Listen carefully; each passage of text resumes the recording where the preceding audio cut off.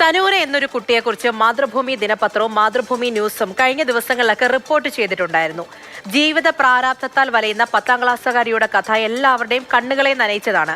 Elathur CMC girls സ്കൂളിൽ എത്തിയ medical സംഘം ഈ കുട്ടികളുടെ BP എടുക്കുന്നതിനിടെ സനൂനയുടെ BP കണ്ട് ഞെട്ടുകയായിരുന്നു.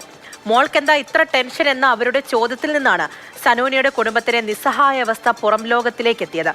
അതിനുശേഷം നിരവധി പേർ സഹായങ്ങളുമായി എത്തിയിട്ടുണ്ടായിരുന്നു. ഏറ്റവും ഒടുവിൽ സനൂനയ്ക്ക് വീട് വാഗ്ദാനം ചെയ്തിരിക്കുകയാണ് BLM ഹൗസിംഗ് കോർപ്പറേറ്റീവ് സൊസൈറ്റി.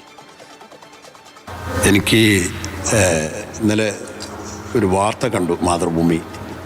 അത് DCC സെക്രട്ടറി ഗംഗേഷ് അയച്ചു തന്നിരുന്നു. അത് കണ്ടപ്പോൾ വലിയ വിഷമം തോന്നി.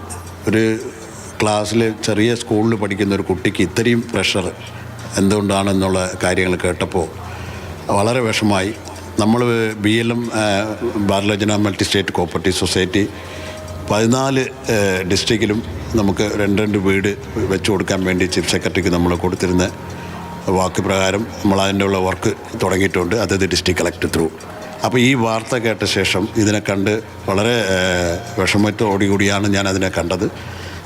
അത് ഉടൻ തന്നെ നമുക്ക് ആ കുട്ടിക്ക് അവരുള്ള അത്യാവശ്യ സൗകര്യമുള്ള ഒരു വീട് പണിത് കൊടുക്കാനുള്ള ഏർപ്പാട് BLM സൊസൈറ്റി ഏറ്റെടുത്തിരിക്കുന്നു. കേൾക്കുമ്പോൾ തന്നെ നമുക്ക് ഒരു ആശ്വാസമൊക്കെ തോന്നുന്നുണ്ടല്ലേ? ഇങ്ങനെ ഒരു തീരുമാനം, ഈ ഒരു സഹായ കരങ്ങൾ എത്തിയതോടുകൂടി അവർക്ക് നന്ദി പറയുന്നുണ്ട് സനൂനയും അമ്മയും. സന്തോഷമുണ്ട്. ഇത്ര പെട്ടെന്ന് റെഡിയാവുമെന്നൊന്നും വിചാരിച്ചില്ലേനു. അപ്പോൾ എല്ലാവരോടും ഭയങ്കര നന്ദി. BML എന്ന് പറയുന്ന അവിടുന്ന് വന്നിട്ടുണ്ടേനും. അപ്പോൾ ഒരു ഹെൽപ്പ് ചെയ്യാൻ പറഞ്ഞിട്ടുണ്ട്. അവർ വീട് വെച്ചിട്ടാണ് പറഞ്ഞിരിക്കുന്നത് കോഴിക്കോട് തന്നെ. പിന്നെ വാടക കൊടുക്കണ്ട, ഓരെന്നെ കൊടുത്തോളാം പറഞ്ഞിരിക്കുന്നു. ഓരോ ചെയർമാൻ വീഡിയോ കോളിൽ വിളിച്ച് സംസാരിച്ചിട്ടുണ്ടേനും. എന്താ ഇപ്പം അറിയേണ്ടതെന്ന് കിട്ടുന്നില്ല. സന്തോഷത്തോടെ ഞങ്ങൾ ആരും ഭക്ഷണമൊന്നും കഴിച്ചില്ല. ചോറൊക്കെ വെച്ച് അതേ പടപടി തന്നെ ഉണ്ട്. ആരും ചോറ് കഴിച്ചില്ലെന്ന് വന്നപ്പോൾ പിന്നെ ആ സാറിനോട് എന്താ പറയേണ്ടതെന്ന് അറിയാഞ്ഞു. എല്ലാവരും പഠിക്കുക, എല്ലാവർക്കും നല്ലത് വരാൻ വേണ്ടിയിട്ട് ആരും ഇനി മറന്നു പോവില്ല. എല്ലാവരും ഓർമ്മ ഉണ്ടാവും. മുഹമ്മദ് ഷഹീദാണ് നമ്മുടെ കൂടെയുള്ളത്. ഷഹീദെ, കേൾക്കുമ്പോൾ ഒരു ആശ്വാസം ഉണ്ടാകുന്നുണ്ട്. കാരണം സനൂനയെക്കുറിച്ചും ആ കുടുംബത്തെക്കുറിച്ചുമൊക്കെ അന്ന് ഈ ഒരു റിപ്പോർട്ട് കണ്ടപ്പോൾ പത്രത്തിലും നമ്മുടെ ചാനലിലും ഒക്കെ തന്നെ കൊടുത്തതാണ്. 10ാം ക്ലാസ്സിൽ മാത്രം പഠിക്കുന്ന ഒരു പെൺകുട്ടി, അവൾക്ക് ഇത്രത്തോളം ജീവിത പ്രാരാബ്ധം ഉണ്ടാകുന്നു. പഠനം, അതിനോടൊപ്പമുള്ള സന്തോഷം, കളിച്ചിരികളൊക്കെ ഉണ്ടാവേണ്ട സമയത്ത് ഒരു മെഡിക്കൽ സംഘം എത്തി പരിശോധിച്ച് നോക്കിയപ്പോൾ അത്രത്തോളം BP ഉയർന്നു നിൽക്കുകയാണ്. ആ കുട്ടിക്ക് എന്തുമാത്രം സമ്മർദ്ദമുണ്ട് എന്നുള്ളൊരു പ്രശ്നം, അത് നമ്മളെ ഓരോരുത്തരെയും അലട്ടുന്നതായിരുന്നു. എന്തായാലും ഇങ്ങനെ ഒരു വാർത്ത മുന്നിലേക്ക് വന്നതോടുകൂടി സഹായിക്കാൻ നിരവധി ആൾക്കാർ എത്തുന്നു എന്ന് പറയുന്നത് ആ കുടുംബത്തെ സംബന്ധിച്ച് ആശ്വാസം ഉണ്ടാവുകയും നമ്മളെ സംബന്ധിച്ചൊക്കെ സന്തോഷമുള്ള ഒരു കാര്യവും കൂടിയാണ്. സനൂനയുടെ BP അക്ഷരാർത്ഥത്തിൽ കുറഞ്ഞ് എന്ന് വേണമെങ്കിൽ നമുക്ക് പറയാൻ കഴിയും. കാരണം നമ്മളെല്ലാം കണ്ടതാണ്, കേട്ടതാണ്.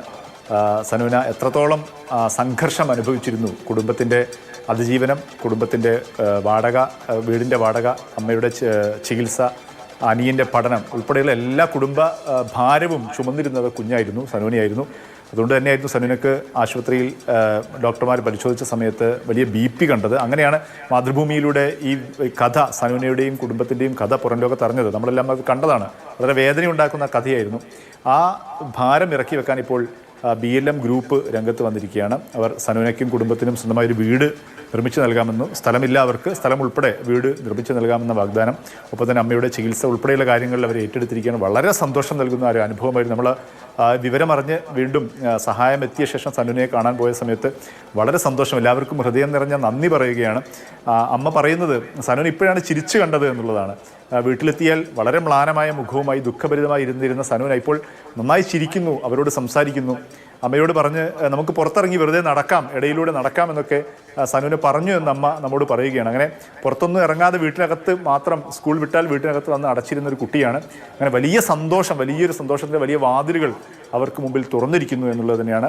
അതിന് വലിയൊരു നിമിത്തമായി മാതൃഭൂമി വാർത്തയും ഒപ്പം തന്നെ ഇപ്പോൾ BLM ഗ്രൂപ്പ് അതിനുവേണ്ടി രംഗത്ത് വരികയും ചെയ്തു എന്നുള്ളതാണ്. ഏതായാലും ഇനി സനൂനക്ക് ആത്മവിശ്വാസത്തോടെ, നന്നായി പഠിക്കുന്ന കുട്ടിയാണ്, അത് ആത്മവിശ്വാസത്തോടെ മറ്റൊരു ഭാരവും ചുമലിൽ ഏറ്റി നിൽക്കാതെ അവർക്ക് പഠിക്കാൻ കഴിയും. നേവിയിലൊക്കെ ജോലി നേടണമെന്ന ആഗ്രഹമുണ്ട് ആ കുട്ടിക്ക്. അതിനൊക്കെ കഴിയട്ടെ.